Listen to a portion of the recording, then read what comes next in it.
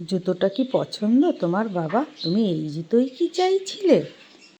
কালারটা তো সুন্দরই আছে। নমস্কার, আমি অপর্ণা দাস আরেকটি নতুন আনবক্সিং ভিডিও নিয়ে চলে এসেছি।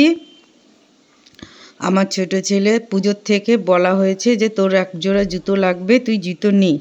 কিন্তু সে জুতো কিছুতেই নেবে না। সে পুজোর সময় কিটো নিয়েছে, তা একটা ভালো জুতো লাগবে। এখন সেই জুতো জন্মদিনে দেওয়া হয়েছে, এবার জুতো চলে এসেছে। এবার জুতোটা ও বক্সটা খুলছে, দেখা যাক ওর কী জুতো পছন্দ আর কী রকম জুতো চাইছিল।